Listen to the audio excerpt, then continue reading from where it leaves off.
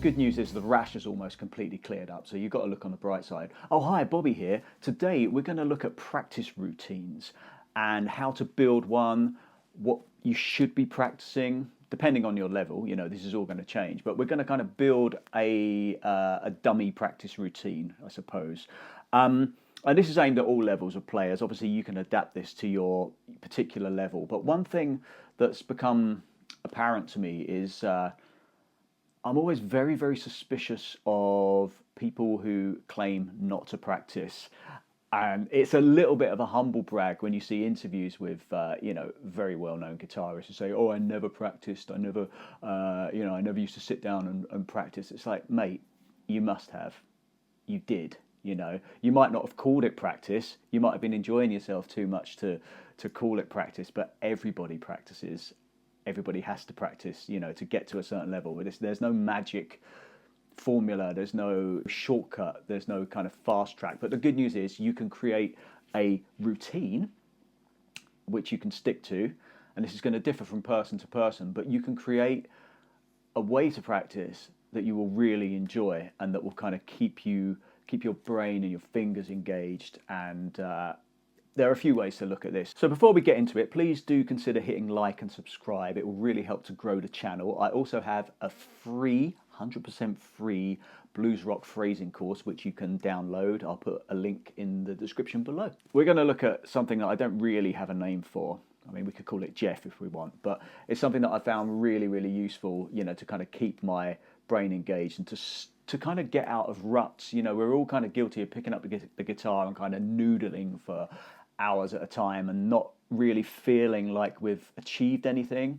The one thing that I used to find really measurable when I was younger was practicing technique. In fact, I was guilty of going down a technique rabbit hole, and that would be all I practiced, for like 4 hours. I liked the idea of being able to lock yourself in a room for 2 to 4 hours and emerge measurably better at something. It's almost like, I don't know, I use a lot of video game analogies, but it's almost like kind of playing an RPG and kind of leveling up and, getting all of these buffs and passive buffs and stuff and just becoming better at something measurably. And, a lot of that was kind of down to metronome practice and kind of, going up certain notches on the metronome. But I found that if I had my time again to do this, I would not have approached practice in the same way. There's a lot to be said for kind of practicing in shorter bursts when it comes to technique. We're not going to focus solely on technique. In fact, we're not really going to focus on technique very much at all in this. We're instead going to look at a broad section of things that I feel you should work on if you really want to advance your playing. As I say, this does apply to all levels. You can adapt this to your current level, but let's just, for argument's sake, let's not argue that you are an intermediate player, maybe mid to late intermediate, any kind of, intermediate. You consider yourself an intermediate player and you want to work towards becoming a professional player. So you want to be a working guitarist, being able to do sessions, being able to play a broad section of styles, it may be. So if you want to kind of, work towards that level, some of the things that you're going to need to work on a regular basis, and I'm going to leave some stuff out because it's a massive, massive, kind of pool of information, but some of the things you're certainly going to want to work on will be fretboard knowledge, chord knowledge, vocabulary, phrasing, rhythm guitar. Let's not neglect rhythm guitar. It's something that we spend 90% of our careers doing. Playing in less familiar keys, repertoire. I've made a note here because I'm bound to kind of leave some stuff out. And let's assume that you've got 1 hour a day to work on your playing.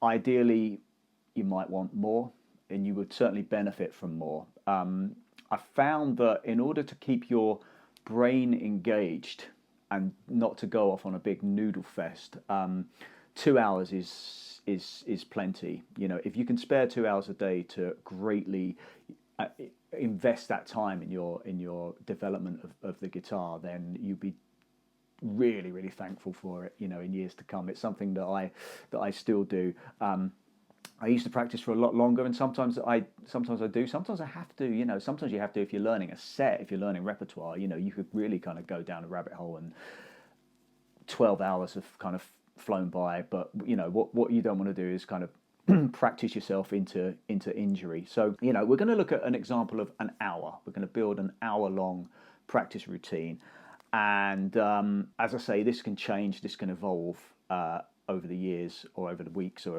over the months. But if you have 2 hours to spare, then you could obviously double that, or you could create a whole kind of second list. One thing I've found to be extremely useful is to get yourself some sort of kind of interval timer. We're not talking about musical intervals. We're talking about dividing your time into an hour, and you might kind of practice one thing for just 5 minutes and do a very, very hard stop. You could be in the middle of a phrase and then move on to the next thing. There are plenty of the interval timers on the kind of app store for your phone, where you can. They're normally sports based, so it might be like push-ups, sit-ups, 5 minutes, whatever the kind of activity is. But you can kind of customize these and say, okay, so I don't like reading, I don't like sight reading, but I know I have to do it to kind of further my career, so I'm going to spend just 5 minutes a day on that. And it could be torturous. It could be really, really hard going, to kind of discipline yourself to do something that you don't particularly enjoy. But if you've only got 5 minutes, and then the timer beeps, and then you move on to, say, alternate picking, and then you move on to, spend 10 minutes on that, and then move on to, I don't know, phrasing. I found it to be hugely, hugely beneficial to structure your practice time like that. Now, throughout the week, you could create 7 different versions of these. There's certain subject matter that you don't maybe have to practice every day. It could be something like repertoire, something just to stay on top of. There are other things that might be your immediate kind of short-term goals that you're going to really want to focus more time on. So how you divide these kind of intervals is up to you, and it's going to change very much from kind of person to person. So you don't have to download an app in order to do this, but I found it to be greatly useful and kind of fun, where the timer goes off and you do a hard stop. If you're kind of stopping and starting timers, then you could kind of stop the timer, go and check your emails, come back, and then you've kind of wasted kind of 20 minutes. We're talking about doing this all in one sitting. There's been a lot of talk about kind of micro practicing, I think people call it, where you would kind of pick the guitar up for 10 minutes, go away, do something else, come back, pick it up for 10 minutes. But I found that there's a lot of procrastination involved in that. I like, personally, to get my practice out of the way.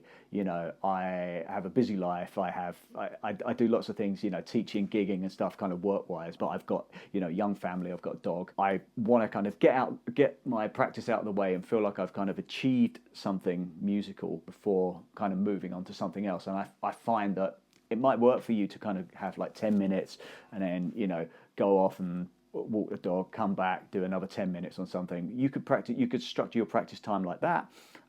But for our example, we're going to look at, kind of sitting down for an hour and really, really focusing on developing your guitar playing. So before you build your practice routine, it's a really good idea to get a mental image of the sort of guitarist that you see yourself as a kind of short to mid-term goal. So you don't want to, it would be a little bit vague if you had been playing for, say, 4 years and you kind of see yourself in kind of 15 years time, because that could change, and it does change and will change, over the years. But if you think about the things that you want to work on, I guess, it's a bit of a job interview thing, but, when people say, where do you see yourself in 5 years' time? If you think about kind of midterm, where you see yourself in perhaps 2 years' time. So, that's going to vary from person to person. It's going to vary from style to style. This can be really specific. If you really just want to be a great metal player, all of your practice time can be focused into that genre. Or if you want to diversify, you're going to have to kind of cast your net a little bit more widely, as maybe they say. So you get a really good kind of mental image of all of the things, all of the kind of blind spots in your playing, all of the kind of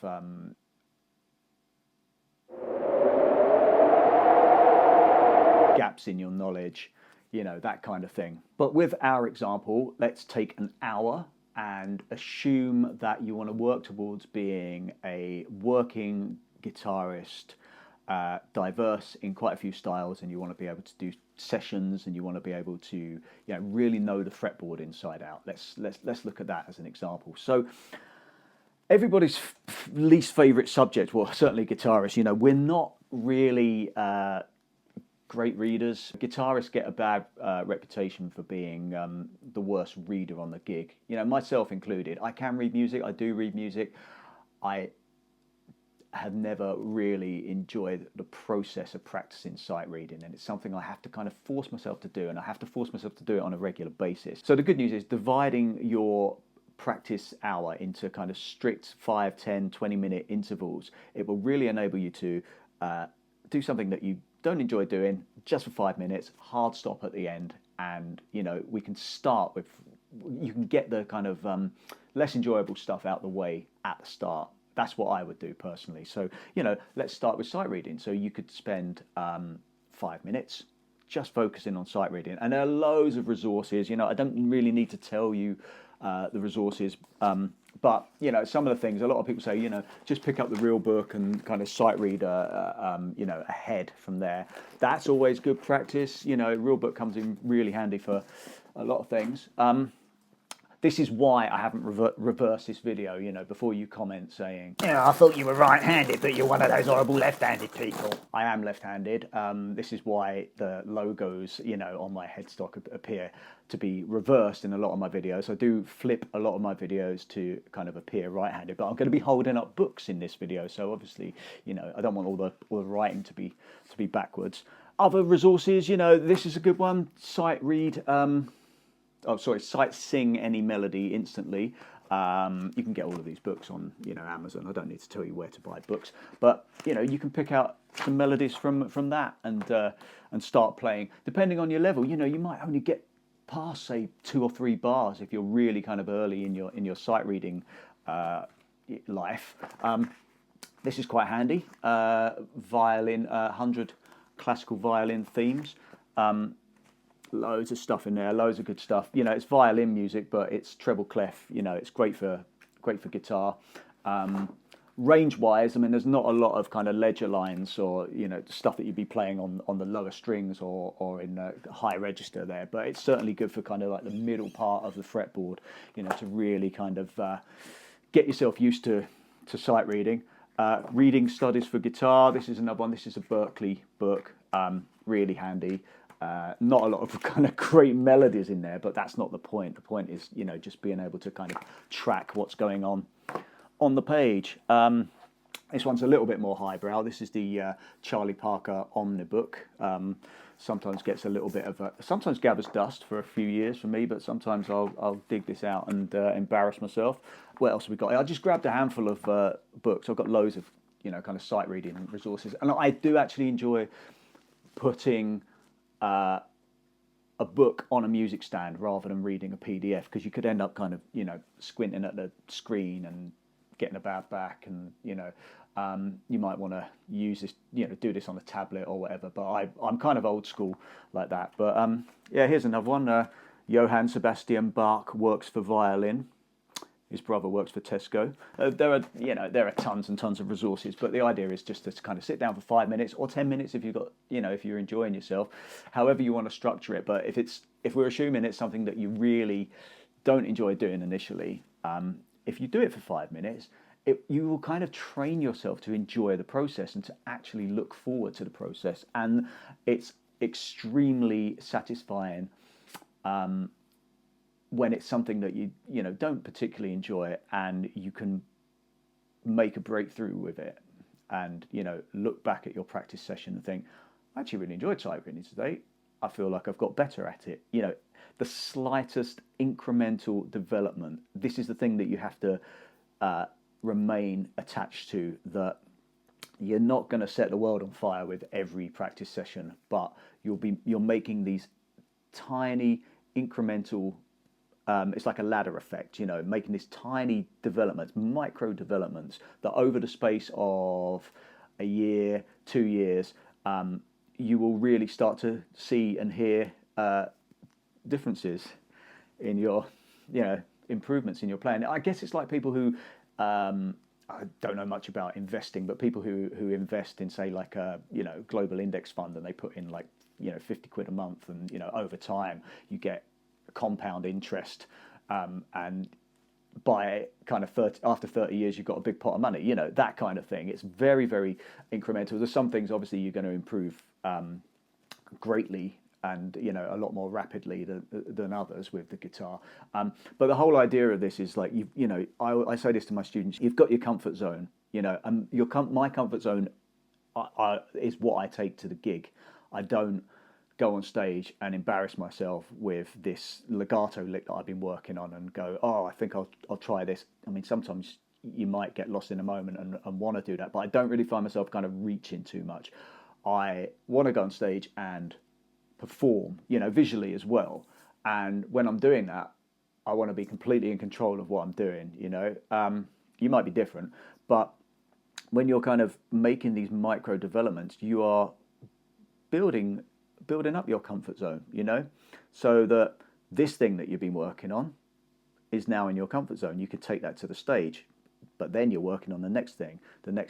When you practice, you have to embrace the fact that most of the things you play are going to sound horrible. You don't want to be kind of giving the performance of your life. Otherwise, you are just playing. Otherwise, you're kind of adhering to your comfort zone. This is why also, and maybe I should have mentioned this earlier, I do apologize, this video is a little bit kind of tangenty, but these ideas are kind of coming to me as I'm chatting away. But I always practice with headphones, or should I say, I always practice using headphones. I don't need to practice putting headphones on. I know how to do that.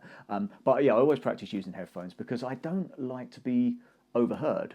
Obviously you can hear someone playing an electric guitar acoustically from the next room, but I don't want to feel like I'm giving a performance, and most of the stuff I practice is going to sound terrible because I'm trying to kind of build it into my comfort zone. Anyway, so we've got the first 5 minutes of the hour out of the way, so that's sight reading. Next, perhaps we should look at some chords. And some people say when you practice, if you want to practice chords, pick up a real book and just kind of play through some standards.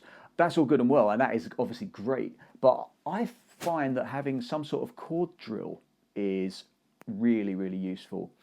And what I'll do, I'll pick a root note at random, or maybe you can use a circle of fifths or, circle of fourths, and just, pick a different key every day for 12 days, or pick a different key every week for 12 weeks, or pick a different key every month for 12 months, Let's just pick a root note. So let's just say, I don't know, B flat. Get out of our comfort zone already if you're used to kind of playing in A or B. Let's go for one of those in-between notes.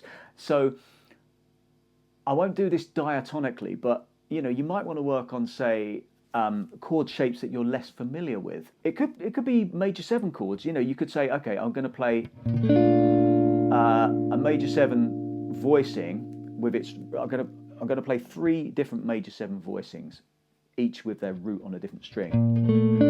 So one with its root on the low E string, one with its root on the A string, and one with its root on the D string. I think with any kind of chord type, it will behoove you, for want of a better word, it will benefit you to have at least 3 different voicings, one with its root on the E string, one on the A string, one on the D string.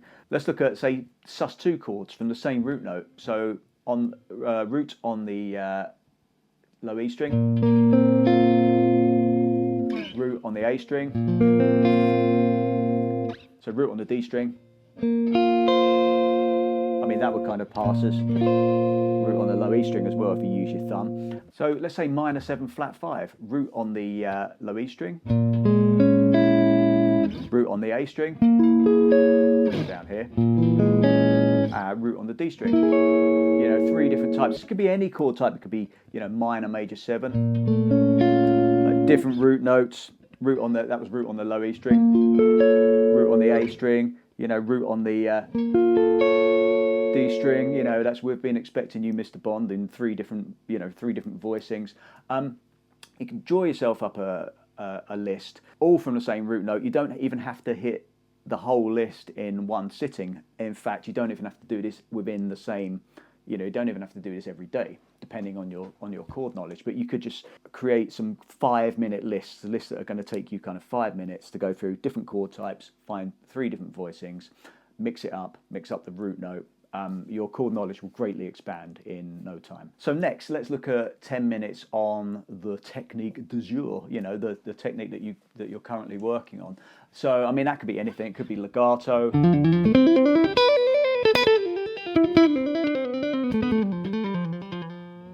I could practice legato all day if my fingers let me. It's something that I really, really enjoy doing. I enjoy the feel of it. I enjoy the progress. I know I play a lot of blues, but I love the kind of rock legato stuff as well.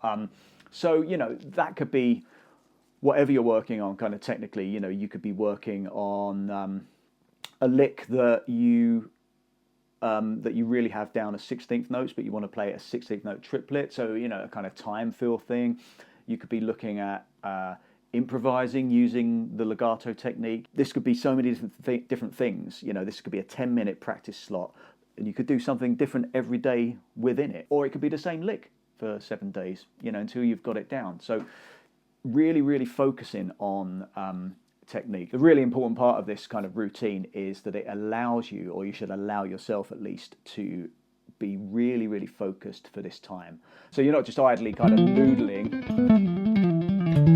You're practicing with a goal, you're practicing something specific, and you're really, really focused in that time. Next, let's look at fretboard knowledge, and let's spend 10 really highly focused minutes on fretboard knowledge. So you can maybe practice scales. So you can say, right, I'm going to play A Dorian in as many different positions, or say starting from each finger, so starting from the first finger, second finger, third finger, playing 2 octave scales. Or you could be a lot more kind of focused within that if you're for example, into the kind of 2-point intervallic formula-based approach to fretboard visualization, which I cover on my Master the Fretboard course, among other things, among the cage system and all of the other popular ways of visualizing the fretboard. But you could say, okay, so I'm going to stick a backing track on using maybe iReal Pro. iReal Pro will be the best investment you make in your playing. I can't stress that enough. It's been really, really useful. The sounds themselves aren't particularly great, but that's not the point. You could set up a vamp, an A-7 vamp, and you could say, okay, I'm going to pick out all of the roots, minor thirds, and flat sevens within the A Dorian scale, and you could just kind of solo over it: root, flat 3, flat 7, root, flat 3, flat 7, root, flat 3. Flat 7. You don't even have to do it in order. You can make it musical, let's assume I've got a backing track going on, and I'm gonna solo just using chord tones, so flat 7, root, flat 3, flat 7.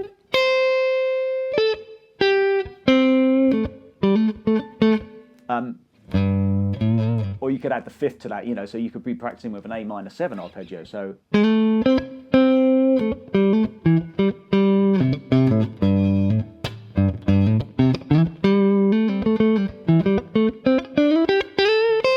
it starts to sound a bit more bluesy, it starts to sound a bit more musical, and before you know it, you'll be really fluent in that scale. There are loads of kind of rabbit holes you can go down towards, when it comes to fretboard visualization, but it's hugely, hugely important, and not just it's not just applicable to scales, it's applicable to chords, and obviously playing over changes and stuff. You cannot do enough of this. In fact, 10 minutes is a little bit, more is more, certainly when it comes to fretboard visualization. Next, you might want to spend 10 minutes tackling a less familiar key.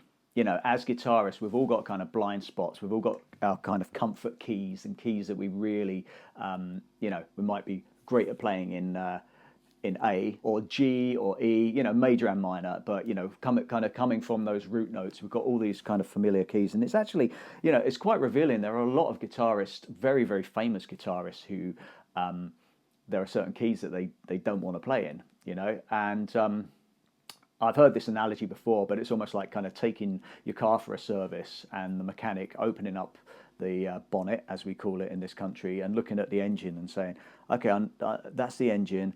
I know what that is. I know what that is. I don't know what this bit is. What is this bit? You know, having these kind of blind spots. There are so many times when you're kind of a working musician where you're going to need to kind of do something in a different key, play something in a different key. So you really, really need to familiarize yourself with less familiar keys and make them familiar, bring them into your comfort zone. One way you could do that, yeah, I mean, in this example, we're spending 10 minutes in a different key. Let's say B flat. Let's say B flat Mixolydian. But you could also say today is B flat day, and you could do everything in that key, or starting from that root note. Or this week is B flat week. You know, you could even dress up in a little costume for it. So how you structure it is completely up to you. You could pick a key at random. As I say, you could work through the cycle of fifths, cycle of fourths, you know, whichever way you want to kind of look at it. But so, you know, what I would do for this, if I really wanted to kind of familiarize myself with a certain key, and it was B flat Mixolydian, I'd stick on a backing track using iReal Pro maybe, and just make a B flat 7 vamp, and just kind of solo over it.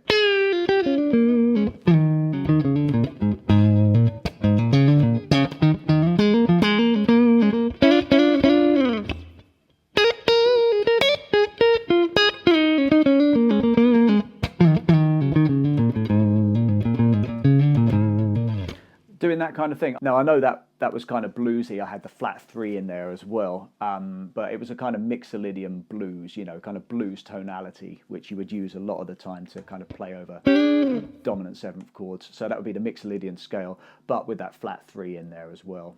Some people call it Mixodorian. I don't like that term because that implies that it's minor, and it's not. It's for kind of playing over dominant chords. I explain this in my, going to plug my free course, but it's free, so you might as well pick it up. My blues rock phrasing course, I explain this tonality in depth. But that's you know, that's a way of kind of familiarizing yourself with a less common key. There are loads of different kind of, you know, these are categories, but there are loads of kind of subcategories within that. You can really, you know, really go down a rabbit hole with this. Next, let's look at phrasing. So again, you know, I've got other lessons on my channel about phrasing and kind of improvisation tips and, you know, certain methods that I found really, really useful and really beneficial to my playing over the years. But let's just take one little aspect of playing, and that could be, you could do this with or without a backing track. Let's just pick a key. Let's just say G. We're going to do this in, say, let's G Dorian. And you could stick on a backing track. Just imagine that we've got 2, 3, 4, 1, 2, 3, and 4. And you could just play a rhythm. I've got do do do ba da ba ba ba da boom ba ba ba ba ba ba ba ba ba. Just that rhythm, and play over the track using that rhythm.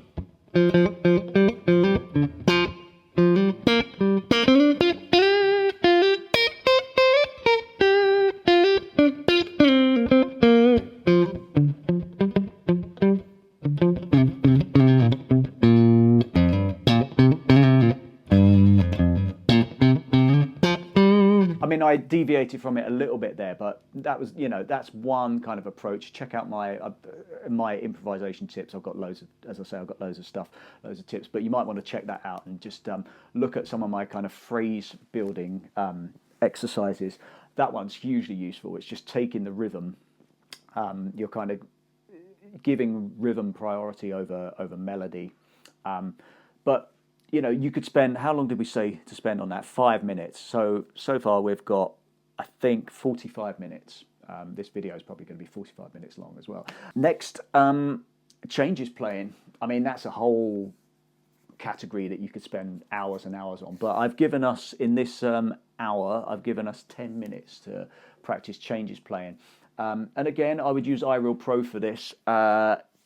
Whatever level you're at with your changes playing is what you should be working on. You know, don't try and kind of run before you can crawl. The changes playing might just be playing over 2 non-diatonic chords. Again, I've got lessons on this as well. I'm not trying to sell you a course at this point. These are free lessons on YouTube. you know, you might not want to go straight in and practice soloing over a standard. At the start of this video, I was actually playing over Blue Bossa. I was improvising over Blue Bossa, and but as a different style, because I'm not a jazz guitarist. Jazz is brilliant for furthering and advancing your guitar playing, regardless of the style that you play. But I find that there are two different disciplines. When people say in order to get into changes playing, just play standards. Now that's kind of two different disciplines. That's working on your ability to play over changes, but it's also developing a jazz vocabulary. And you might not want to at this stage put all your focus and discipline into developing a jazz vocabulary, but you might want to play over changes. You know, we have to play over non-diatonic changes in you know, even if you're playing pop music. So what I find is really useful with Viral Pro is you can take a standard and you can change the style. You can make it a rock thing. You can make it a kind of bluesy thing, and that's what I was doing on the intro. I was taking Blue Bossa, you know, just a standard, and I was soloing over it, kind of in my own style, I suppose. You know, keeping it a little bit bluesy, but really sort of trying to play into the changes. So, 10 minutes on changes playing is going to greatly improve your playing, and I've got to emphasize that this should be really, really focused practice, not just kind of idly noodling. Finally, he says, moving in his seat because he needs a toilet. Finally, the last 5 minutes we have dedicated to just pure playing, pure enjoyment, basically. And this is really, really important. So what I mean in this particular example is, sorry, there's my dog shuffling around in the background. What I mean in this particular example is putting on a backing track and just playing for fun, not doing any kind of limitation exercise or anything like that, but just playing for playing's sake. And, you know, without any kind of restrictions, without setting yourself any kind of parameters, or without trying to shoehorn a certain technique into your playing. And this is where a lot of your ideas are going to just come out in your playing. They may not be immediately obvious to you, but over time, you know, they will start to come through. Because I've spoken about limitation exercises, and again, I've got videos on this, so you know, you should check those out if you don't know what I'm talking about when it comes to limitation exercises. But if you practice them in and of themselves, they're obviously hugely beneficial, but you need to kind of try them out in a setting, and that is just kind of playing uninhibited over a track and seeing what filters through, and being all right with the fact that you can't possibly retain everything that not everything's going to immediately come through in your playing.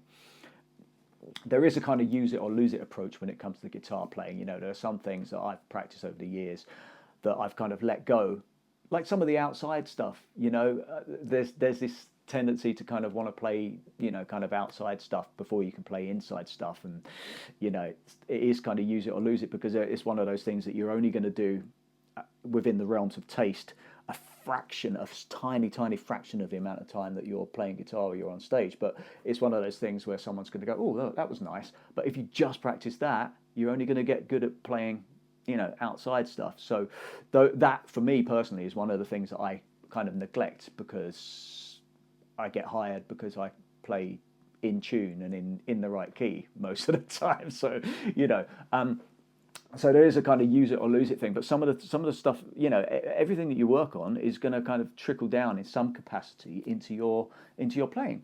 So if you think of practice like data entry, you know, practice is where you are inputting information. And then when you go away and, you know, kind of walk the dog or go to the cinema or just enjoy your life,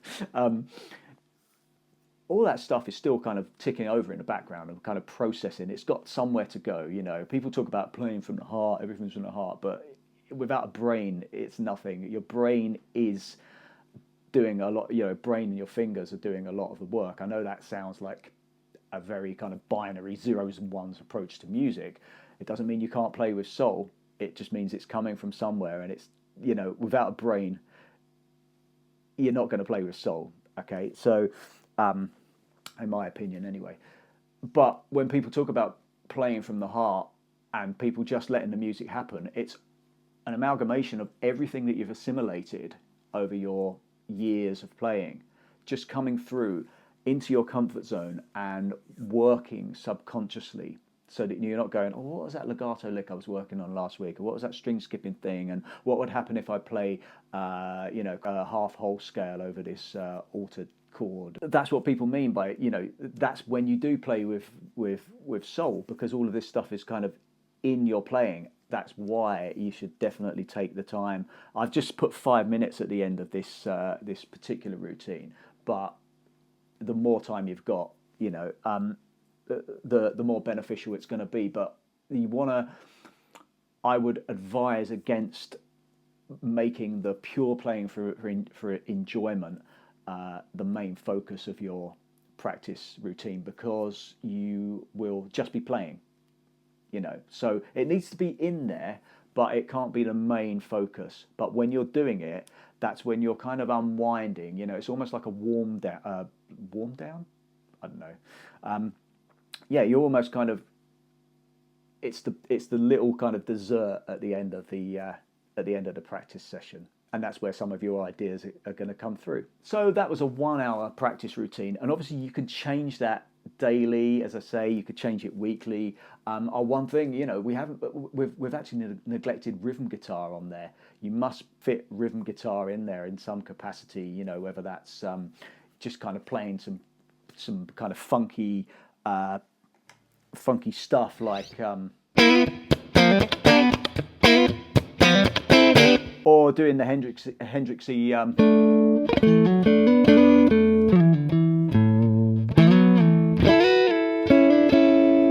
That kind of thing, double stops. You don't neglect your rhythm guitar playing. It's something that you're going to spend 90% of your career doing. And a good outlet that I've had over the years for keeping on top of my rhythm guitar playing is joining a funk band or a disco band or a soul band, anything like that where you're playing rhythm guitar most of the night.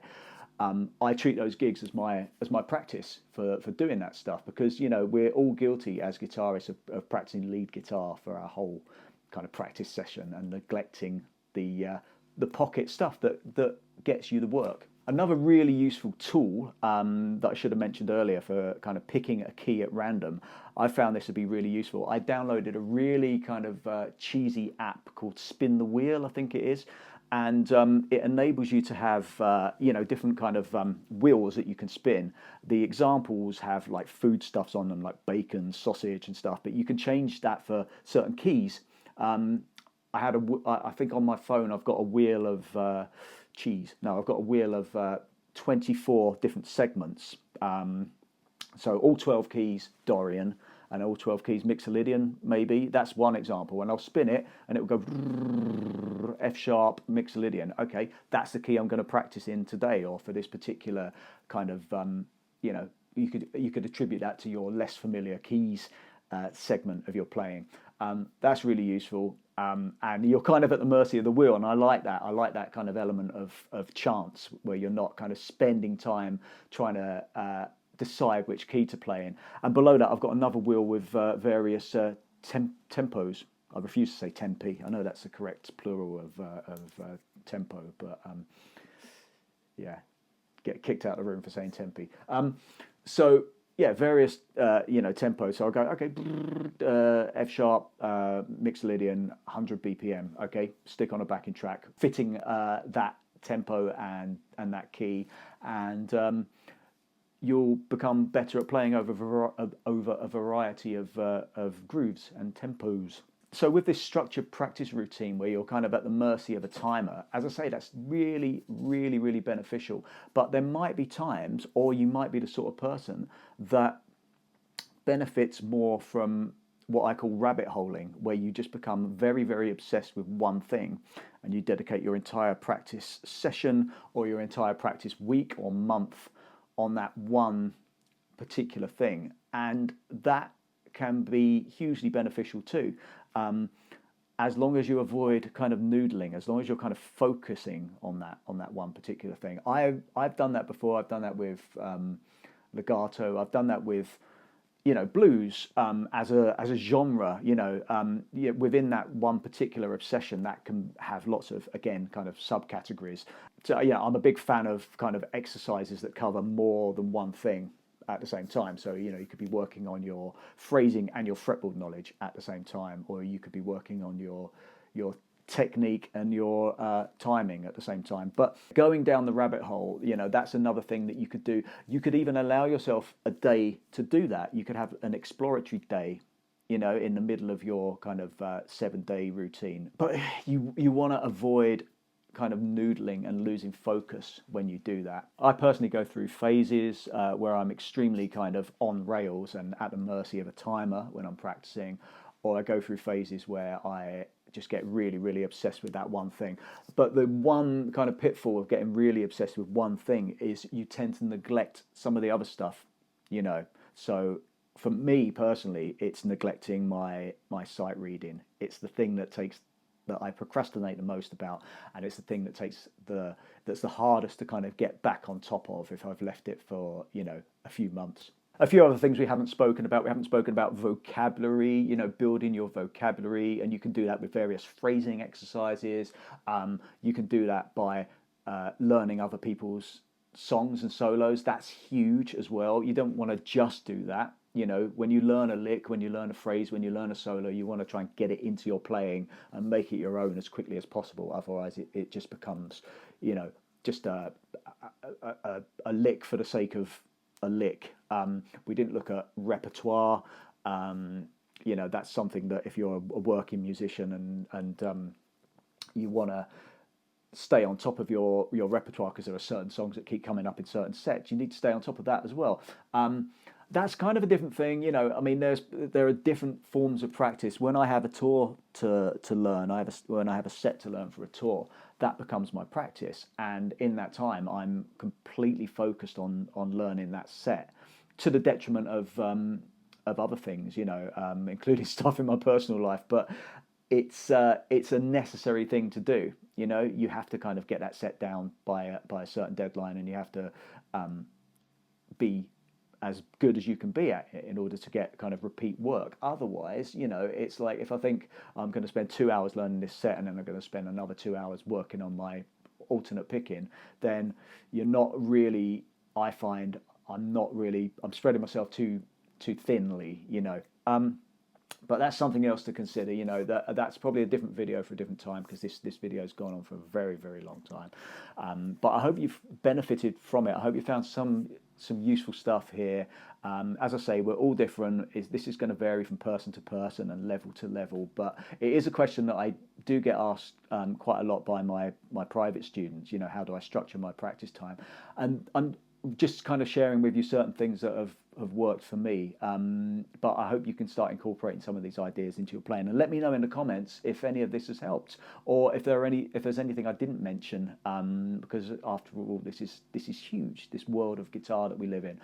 One thing I will leave you with is to kind of be all right with your current level. It's really, really easy to become overwhelmed and to go on Instagram and like, oh, there's another kid who's absolutely amazing, and there's this, oh, I've got to become a country player now because, there's this guy who can do all this stuff, and I want to be able to do it. I want some of that in my playing. Not everyone can do everything, and there are certain things that are unique to your playing that might be your kind of unique selling point. It might be your kind of calling card. You might be the person in the band who, can play a bit of slide guitar and do a bit of backing vocals, and that's why you're employable. That's your kind of calling card. You might just be a really fun person to tour with. One thing that you can't quantify and you can't practice is vibe.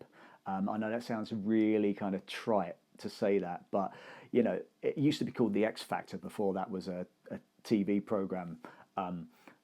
But there are some people, some players who have an unquantifiable vibe that kind of transcends practice.